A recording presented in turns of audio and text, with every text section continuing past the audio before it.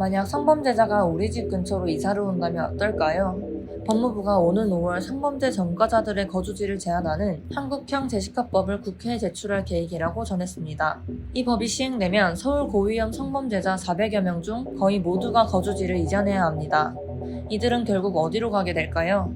한국형 제시카법이 무엇인지 실효성은 있을지 국제신문이 알아봤습니다.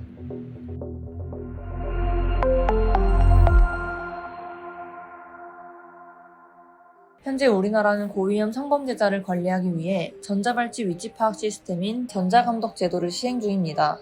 또 배달기사나 대리기사 등 불특정 다수의 시민과 빈번하게 접촉하는 업종에는 종사하지 못하도록 취업 제한을 두고 있기도 합니다. 하지만 성범죄자가 어디에 사는지는 제한이 없습니다. 심지어 그들이 피해자가 거주하는 지역에 살겠다고 하더라도 불법이 아닙니다.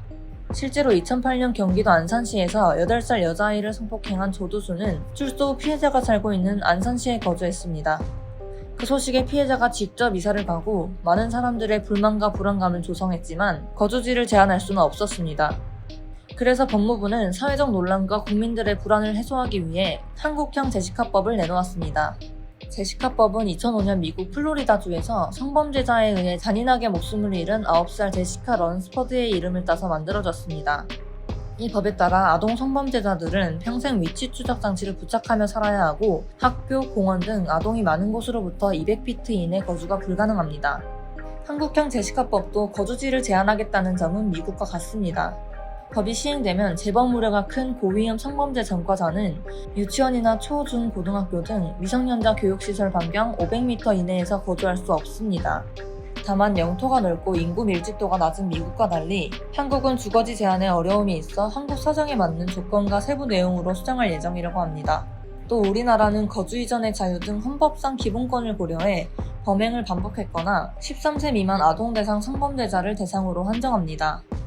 하지만 과연 400m는 위험하고 500m는 안전하다고 할 수 있을까요?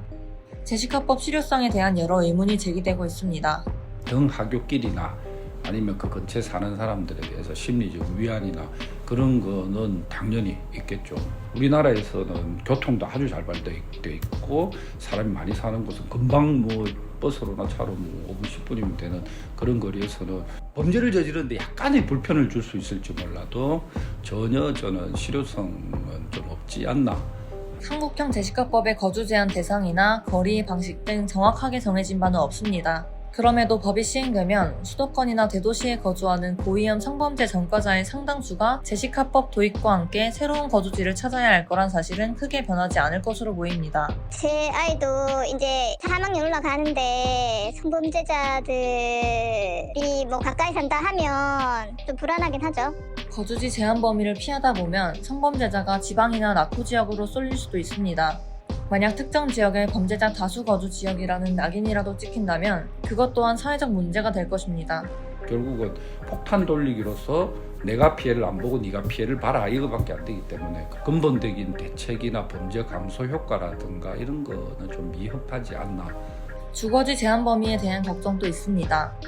학교나 어린이집만 제한을 둔다고 들었는데 그러면 범죄자가 거기 대신에 대학가나 혼자 사는 학생들이 밀집돼 있는 원룸가 이런 곳에 많이 거주하게 될 건데 굉장히 걱정됩니다.